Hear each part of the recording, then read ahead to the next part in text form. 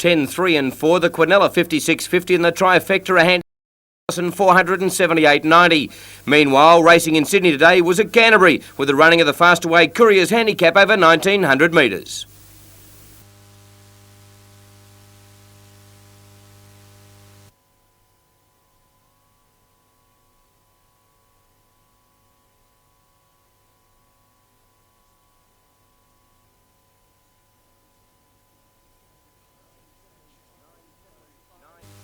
Nine, 7 and 5, the Quinella 64.90 and the Trifecta another nice sum, $981.90.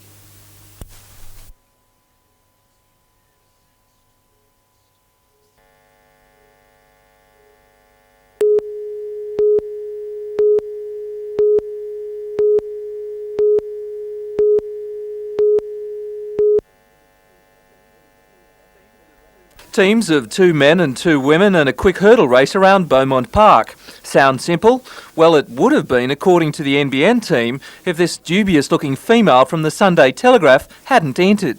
The News Limited team appeared to have 3 men and only 1 woman, but on closer inspection it appeared there are actually 4 men. That was why I called for the swab afterwards to check on the oestrogen levels. With no time to protest, the starter gave the go-ahead and they were off. Hurdling like the best of them, the Telly team streaked ahead, leaving the Herald, NBN and 2HD in their dust. I made a very public and very determined protest, which was instantly dismissed out of hand by the racing authorities there on the night, so we're definitely going to take it further. Maybe the Australian Greyhound Racing Control Board. Once the hilarity died down, it was time to get down to some serious racing, the 4-legged variety this time. The feature event was the Beaumont Park Pools, which saw hurdling make a return to Newcastle after 15 years.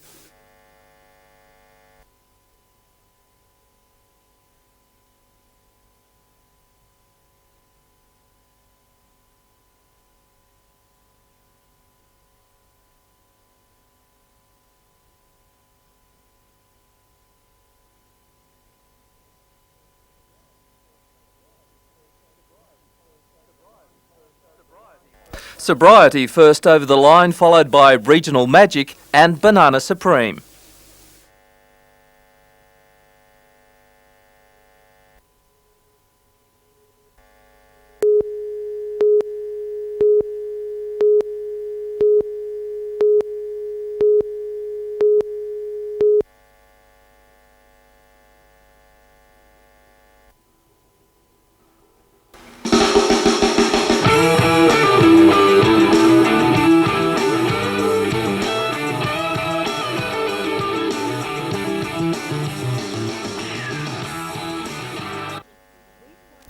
These Whitebridge High Media Studies students have been learning just what goes on behind the scenes of putting a radio program to air. I just thought you'd just sort of come in here and talk on the radio and it's just going to sound really good, but you have to put a lot of time and effort in it, and the tones and the levels have to be right and you have to go back over it. Okay, that was good, but we'll do it again. What? I can't even see Sean. Under the direction of their English teacher and the station's program manager, the students have written scripts, recorded interviews and even sold advertising. I think they've learnt that a lot of work goes into just a short time. There's a lot of work, a lot of hours, a lot of time, a lot of hard work. The 2-hour program goes to air on NXFM tomorrow night. Student radio it may be, but there's a feeling we haven't heard the last from the class of 93. Oh, I'd like to go into radio, I think. Yeah, producing would be good.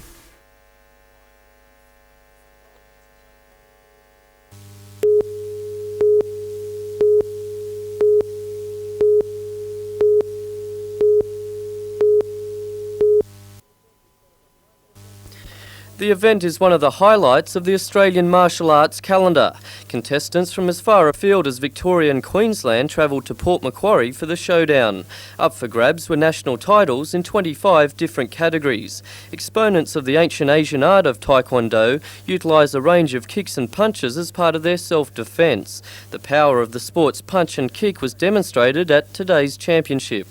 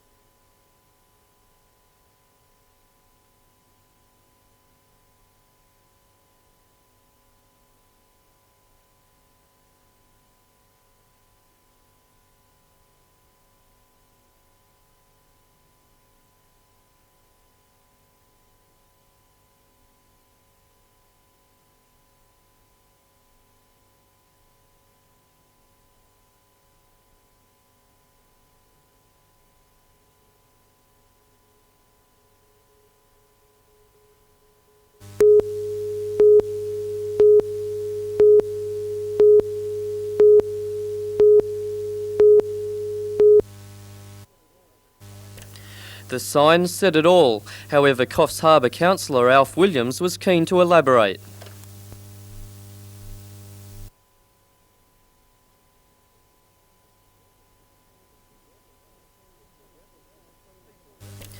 People revelled in the clean, scenic surrounds and carnival atmosphere at the beach. Spirits were high along with the kites. Others enjoyed a barbecue and took in some Aboriginal entertainment.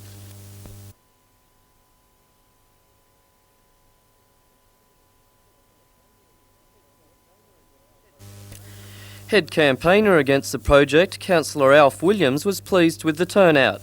It's a cause that people realise that they're making the sacrifice, they're doing the struggle to protect it for their children, to protect it for the future, and to make certain that, you know, that Coffs Harbour, that Emerald Beach, that the northern beaches remains the beautiful and pristine place that it is.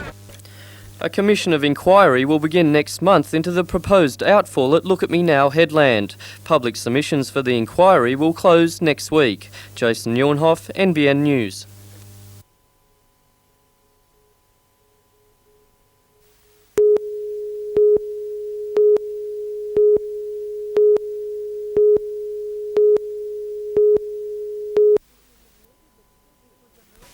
It was a murder that shocked the small town of Hedengreta near Kurri.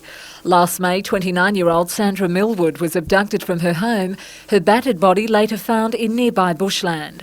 For 5-year-old Jared and 7-year-old Jessica, the loss of their mother has been softened by the love and support shown by friends and relatives. And yesterday, the whole local community turned out to lend a helping hand. The charity event was organised by Cessnock publican Maxine O'Brien. I just felt sorry for the children. I thought they'd been through a lot and I just felt something should happen. One street was closed off as an estimated 1,000 people enjoyed the free entertainment. Balmain player and Australian front rower Paul Sirenen helped out. So too did well-known boxing promoter Bill Mordy. The lure of snatching big prizes in the chocolate wheel kept the money rolling in. Special guests of the day, Jessica and Jared Millwood, also joined in the fun, Lady Luck showing up in young Jared's winning ticket.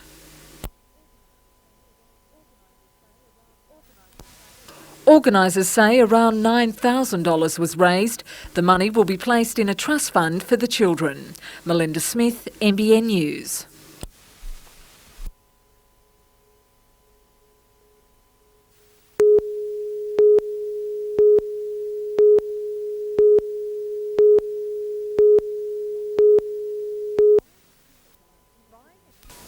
Buying a ticket on an inner-city Newcastle bus can cost $1.20 each way. That can get expensive if you're planning to journey up and down Hunter Street. Well, we're looking to introduce a $2 CBD fare, excursion fare, that will let people travel between 8 a.m. and 6 p.m. weekdays and Saturday through the CBD, from the museum up to the top of town. The proposal for an unlimited city travel ticket is part of a plan by Newcastle Buses to encourage more people to use its service. Well, we put it in our marketing plan earlier this year that there could be a market there for it. And soon to be a lot of empty seats up and down Hunter them somehow. If accepted, the $2 all-day ticket will mean installing new technology on board the buses. Well, we have a fair bit of infrastructure work to do. We have to reprogram all our computers on board our buses to be able to issue the ticket, and we have to obviously train our drivers into the new keystrokes required to issue the ticket. But I would be hoping that we could introduce it around about early November. The idea will go before State Transit next week. Combined with Council's trial of no meter parking from November 1, Newcastle Buses is hoping the unlimited travel ticket could prove an added incentive needed to lure shoppers back to the CBD. Melinda Smith, NBN News.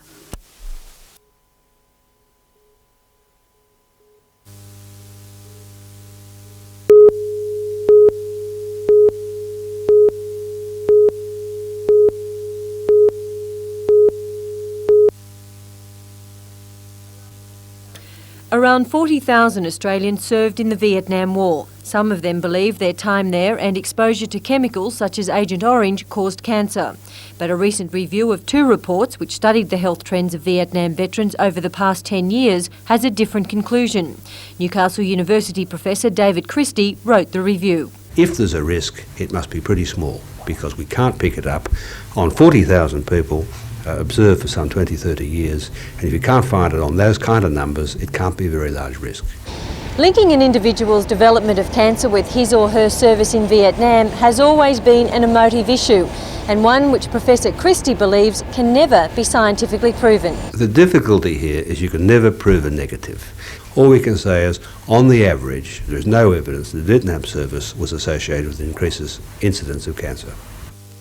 But for those who fought in Vietnam, Professor Christie's review is cause for serious consideration. The fact that the Department of Veterans Affairs in Australia does pay pensions and more widows for cancer that has been associated with the Vietnam War, we thought it put a seal on the whole problem. Professor Christie believes there may be other avenues, like the courts, for veterans to pursue the possible link between Vietnam service and cancer. But in the scientific field, further research would not reveal much more information. Catherine Lamond, NBN News.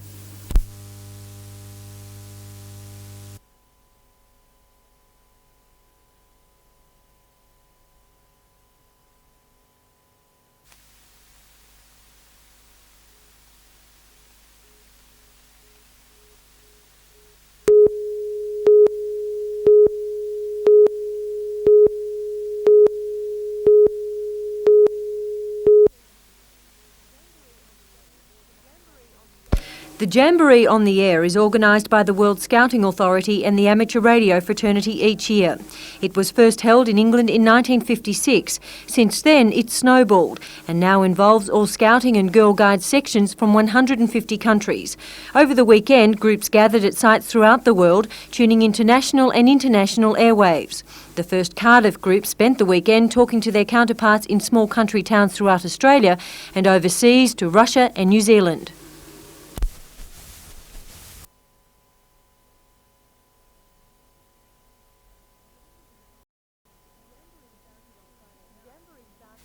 The Jamboree started on Friday night and continued through to Sunday afternoon. Catherine Lamond, NBN News.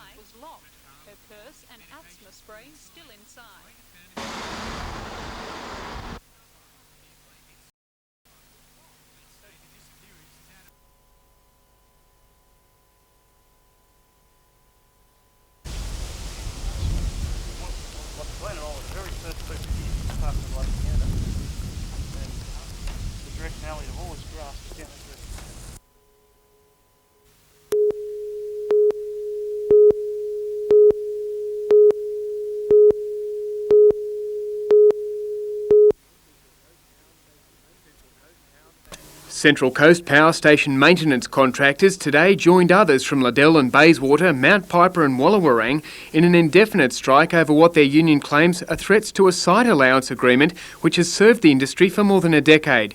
According to the Federation of Industrial, Manufacturing and Engineering Employees Union, companies which tender for work on Pacific Power's stations have been told to forget site allowances for their workers or not to bother applying for the jobs.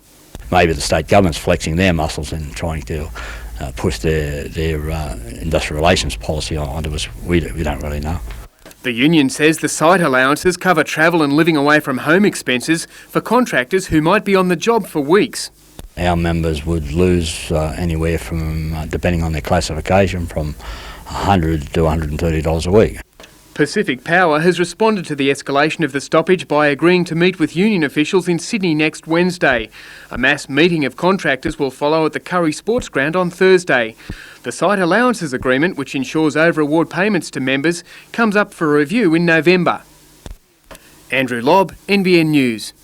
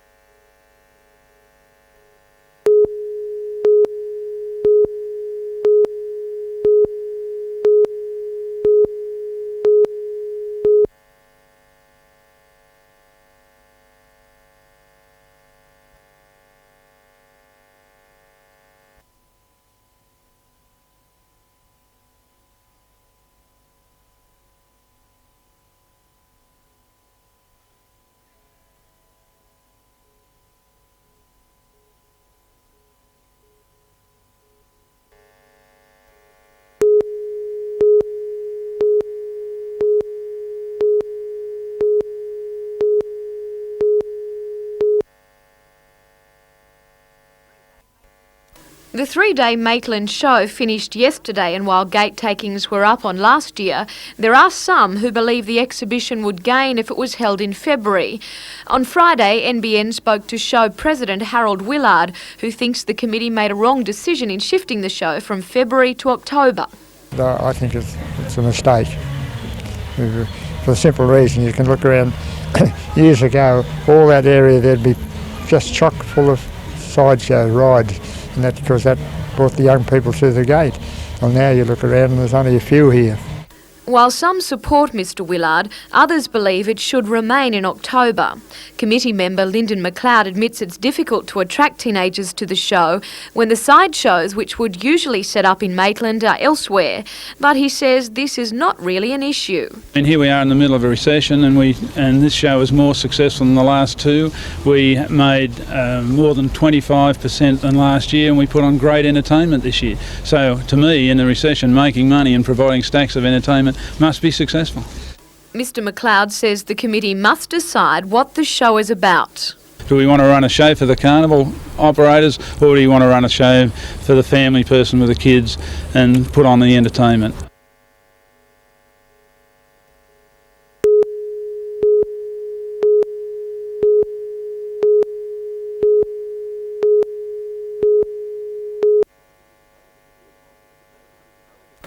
For the 700 delegates from across the state, it was time for business as the conference began its 3 days of discussions. Local Government Minister Gary West and former New Zealand Prime Minister David Lange amongst those getting discussing how federal, state and local government can best achieve change for the community. Mr West believes the three tiers of government are working closer than ever. It doesn't mean to say that things are good, but it means that we are at least putting our heads down and trying to head in that one direction to recognise that local government must be local and that they can work with the state and federal governments to make sure a delivery of service to our common constituency. That's the ratepayers of New South Wales. There was strong support for local councils as a service provider, with Mr Lange saying Australians should be more concerned with how governments are serving them. He questioned the value of state governments. I come from a country where we don't have states, we have one parliament and we don't have an upper house. Whereas political positions in Australia are major growth industry. And I think that's inefficient. The conference was to hold a further rebuff for the state, with delegates giving their association power to push for a referendum on the future of state governments. The question will be considered as part of a referendum on whether Australia should become a republic. Gary Blair, NBN News.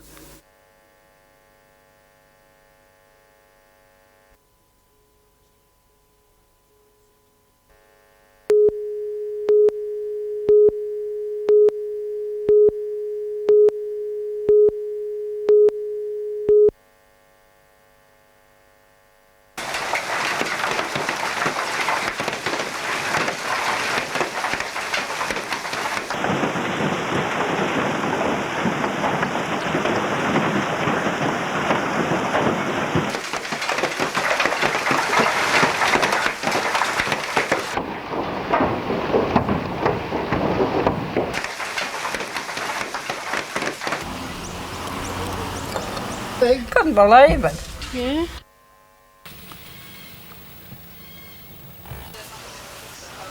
Righty up. All right, let's go. Back shortly.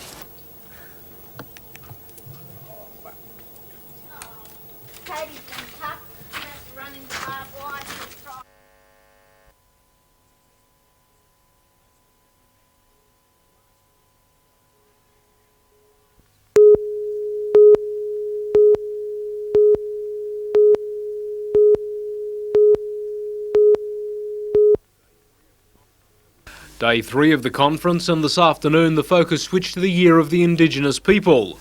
Pat Dixon, the first Aboriginal woman to be elected to a local council in New South Wales, addressed delegates in her role as an officer for the Australian Local Government Association. The former Armidale City Council alderman calling for closer ties between her people and councils across the state. She believes there's a range of issues which can be addressed with a joint approach. Employment, better employment. We need to encourage them to be involved in the elections. We need to make sure that they're looking at their development, their infrastructure work. We need to make sure that they are participating in all areas. Aboriginal people are sparsely represented amongst elected representatives, and Pat Dixon is calling for greater participation at the next local government elections. Meantime, conference delegates have sent a strong message to Premier John Fahey that they want balanced state development. Tamworth Council, on behalf of the Country Mayors Association, has expressed concern about the over-concentration on the Sydney-Newcastle-Wollongong region, which they fear could have ramifications for country areas. Gary Blair, NBN News.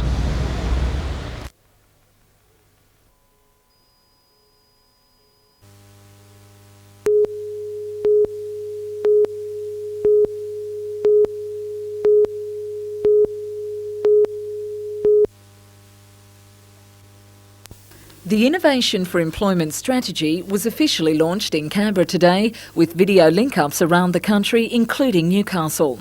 Recognising that those having regular contact with unemployed people may have some suggestions, the government is asking for ideas. It's an opportunity for agencies and individuals to suggest new enterprises or extensions to existing arrangements or improvements to government services, anything that can be done to in fact enhance employment opportunities for people.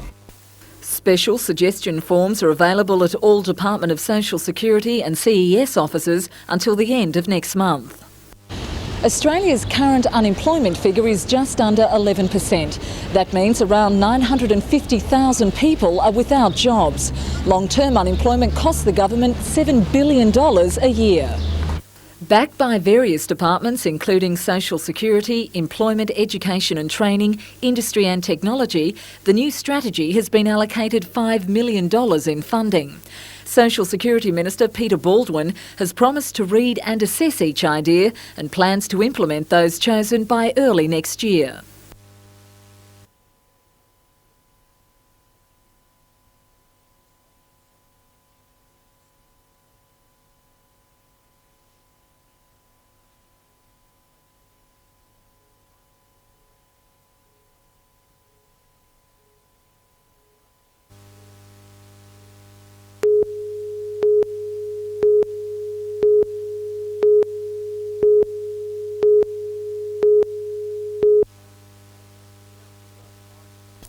Council doesn't mind if the lighthouse is given to either the New South Wales Government or the Council itself, as long as it is immediately restored and a trust is set up to care for the land and building. The historic site hasn't exactly been given the respect it deserves. Caretakers of the lighthouse left years ago, and the cottages are now burnt ruins. The saviour for the area has been a group called Friends of the Light. With the restoration of the outer light low on the federal government's list of priorities, the group has successfully convinced the council that it will receive immediate care under the state government or council itself.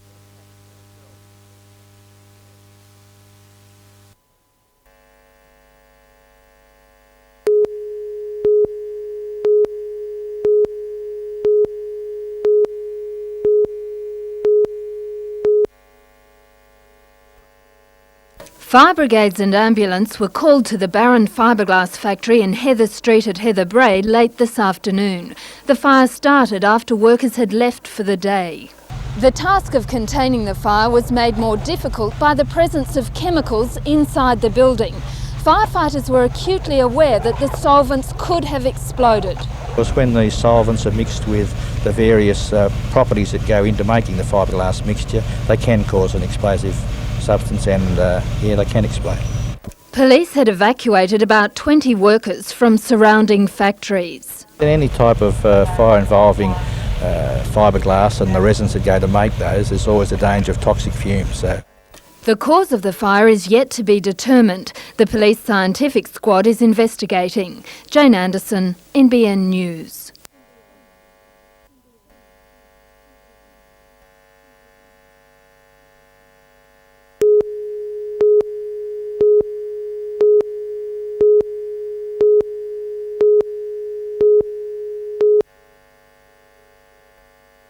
Those two councils recorded 19 complaints each from ratepayers, more than any others in the state. However, all of the matters were resolved to the satisfaction of the Ombudsman without proceeding to any formal investigation.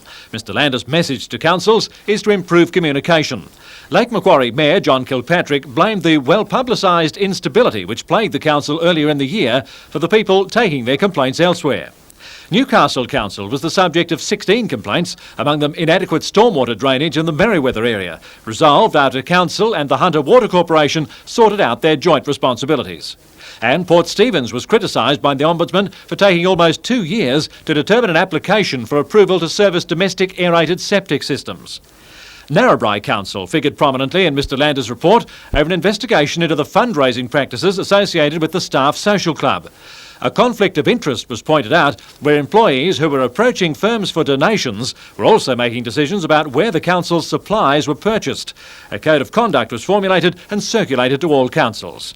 Also in the Northwest, Armidale Council was criticised over allowing only those organisations which contributed to the city's investment program to display promotional material in the Visitors Information Centre. And Nimboida Council between Grafton and Coffs Harbour was convinced by the Ombudsman to carry out repairs to a reservoir used to supply the village of Cootes Crossing, after a local bird breeder complained the water was poisoning his rare native species. Few of the complaints made about councils were investigated formally. In most cases, the problems were resolved by negotiation between the parties.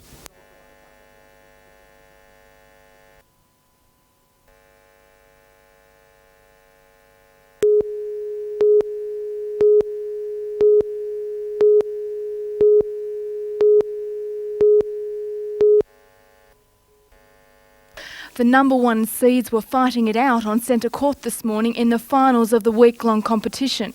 With plenty of slipping and sliding going on, Met North's Gavin Gibson in the white and South Coast's Andrew Bronderberg in the yellow were matching each other point for point. With games only one set long, there wasn't a lot of time to settle in, but that didn't seem to bother either Gavin or Andrew. With this match ending up 7 games to 5 Gavin's way, Metropolitan North grabbed first place in the statewide competition. Looking down the ladder, they were followed by South Coast, Metropolitan West, Metropolitan East, Riverina, Metropolitan Southwest, Hunter, North Coast, Northwest and West.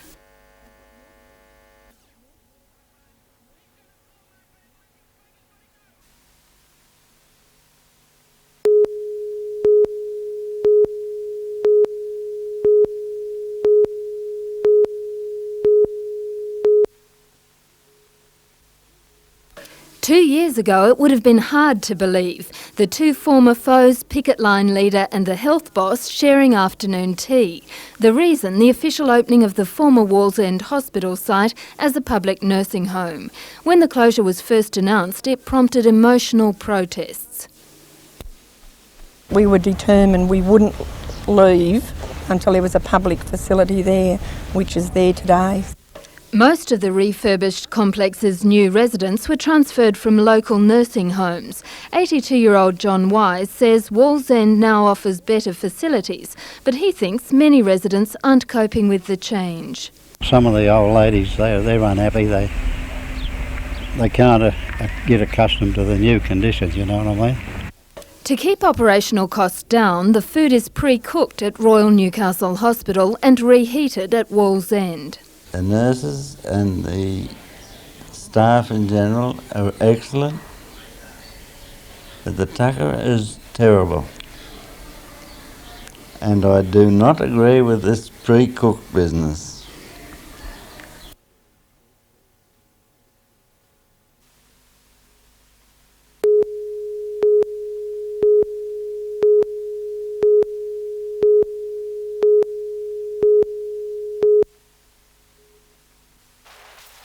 New Zealand came out with everything to gain, having lost all 3 matches on their Australian tour so far. And Danny Morrison showed Michael Slater he meant business.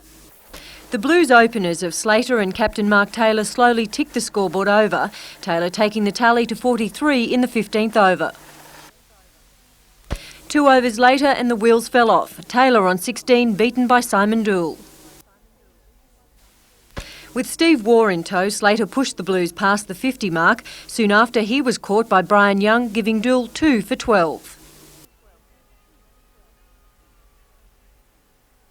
Enter Mark Waugh and after brother Steve Waugh, the two forged a formidable partnership. At lunch, New South Wales was 2 for 77. After the break, the brothers Waugh both quickly notched up 50s, Mark doing it with a 4. But with the Blues on 3 for 177, the partnership broke. Mark went to spinner Deepak Patel. Michael Bevan, fresh from a 3-week breakthrough injury, came in with guns blazing, hitting several 4s and 6s. Then came wickets 2 and 3 for Patel, first Waugh, then Bevan.